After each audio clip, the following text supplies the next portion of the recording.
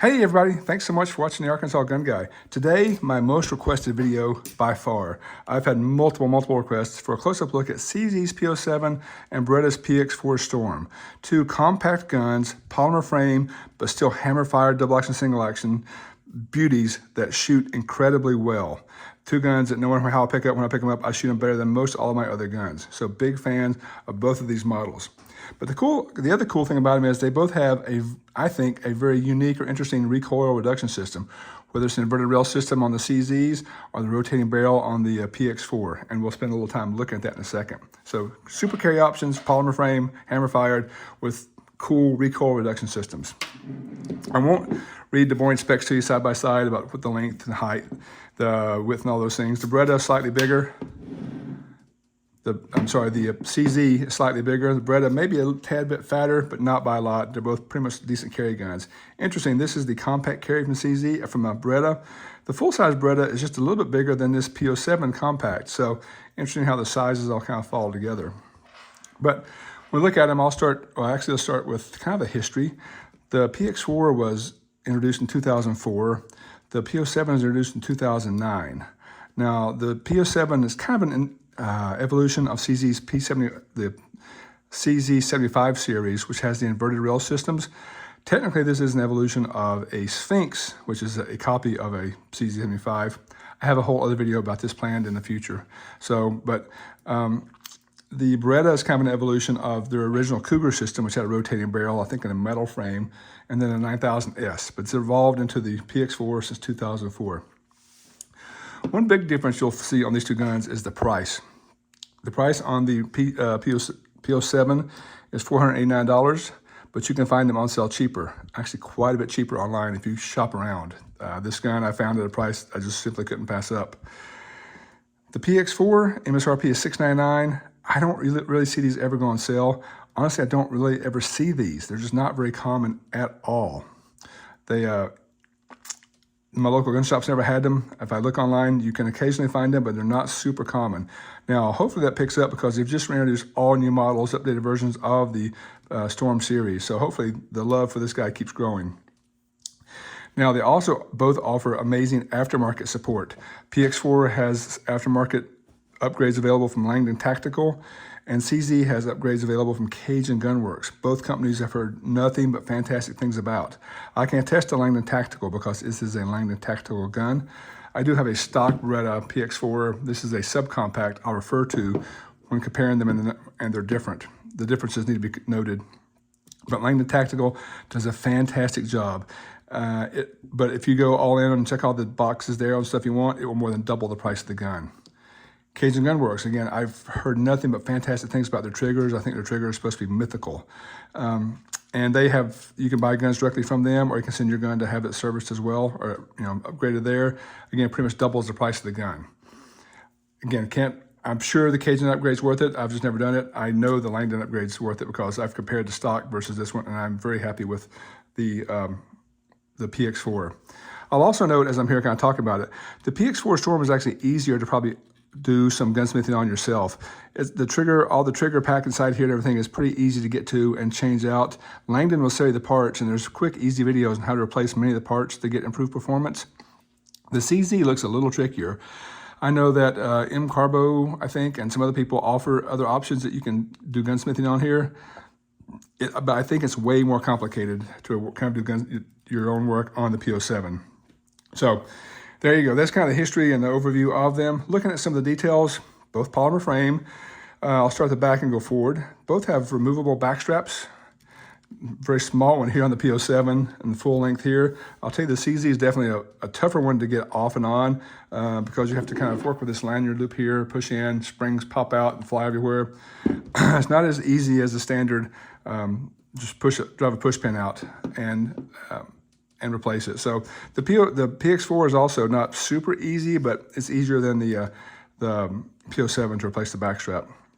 If you look at grip texture, all types of grip texture on the P07. You've got the stippling on the back here, more aggressive stippling here, and on the front strap you've got more checkering. So you've got the checkering here, stippling here, and different kind of stippling here. Doesn't move in your hand at all. Very good. And now we're talking about texturing. Another thing I love is this finger placement up here, either for your thumb or for your trigger finger. Just a great place to rest and index as you're handling the gun. So I love all the texturing on this gun. The PX4 sometimes gets knocked for having slicker polymer.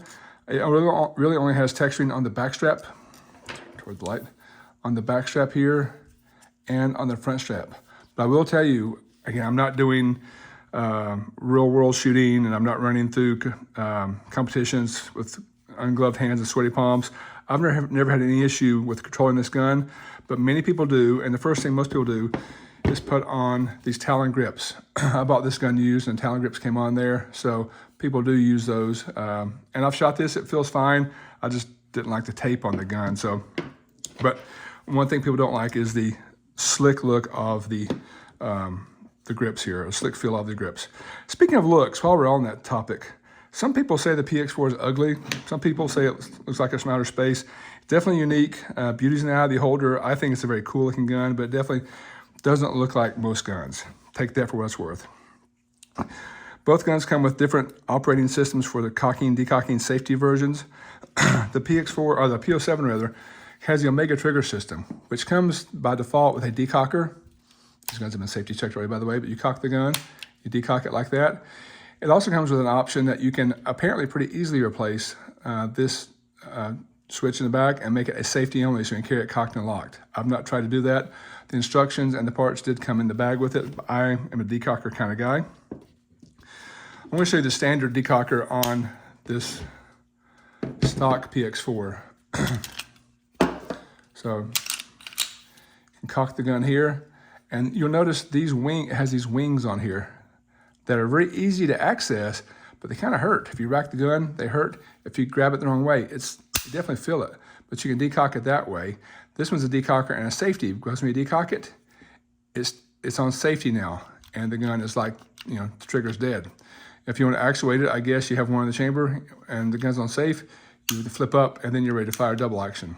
So, different system here. Beretta does change these out. They have a decocker only version. I'm going to do a safety check. This is a decocker only version from Langdon that if you push down, this returns back up and it's now ready to fire. So again, different options for safety and decocker on both of these guys. Nice to have that flexibility. Both are pretty much right-handers only. You've got kind of an oversized slide stop, slide catch here on the P07. More of a stealth one on the PX4, but that was from Langdon Tactical. It's slightly different than the stock one, but they're both smaller than the P07s. Another kind of interesting design is the more rounded features of the PX4 versus the P07. You see the P07 is very squared off, square trigger guard, oversized trigger guard really, with a notch there and a nice little undercut, versus the more rounded features of the PX4. See my magazine all the way in there. What else? So full-size pick rail here, little tiny pick rail there. I don't have lights or lasers on either one. Interesting that you have a little more space on the P07. Sights, P07 standard 3-dot night sights. Very good, very easy sound target, very easy acquire target, easy to shoot. These are stock sights on Beretta, also 3-dot sights. Nothing wrong with those. This is an option of some of the upgraded sights you would get from Langdon. I think these are Ameriglows. Got blacked out rears. That bright orange front there, super easy to acquire targets. So sights are good on both. Again, this is apples and tomatoes because this gun is way different than this gun. Quick look at triggers, and then we'll look at the recoil reduction systems. So take these magazines out so I can rack them. By the way, 15 rounds. 15 rounds in both, so that's good. Stock trigger on the P07, double action, I haven't weighed it, but it is a long, heavy pull, but very smooth. The reset, kind of long. I'll take up, but you're at the wall instantly and it breaks, no smush. So again, reset, kind of long, a little bit take up, and you're at the wall. So that's a stock trigger there. This is a stock PX4 trigger. I'll show the Langdon upgrade in a second. So you notice, by the way, I left the decocker on here, or the safety on. If I rack the gun, it goes back into safe mode. Hear that? So double action pull on this one. I think a little lighter, a little smoother, but still heavy enough that it matters. So single action pull, double action pull is that. Single action reset is a little longer reset, then you're back at the wall instantly. So almost identical triggers, I think. Both very good stock triggers. If you're curious about Langdon, I've done videos on this. The trigger pull here is probably half of what the stock is. It is very light. But the magic there is the reset. If you notice, the others had a couple of, a little bit of travel for the reset. Watch this reset. That was it. And you're back at the wall, no take up. One more time, for those, if you're curious. Listen for the click. That's it. Millimeter, maybe. And then you're back at the wall. So that the Langdon trigger is ridiculous. I assume Cajun Gunworks has the same feature there, that it's just an insane trigger.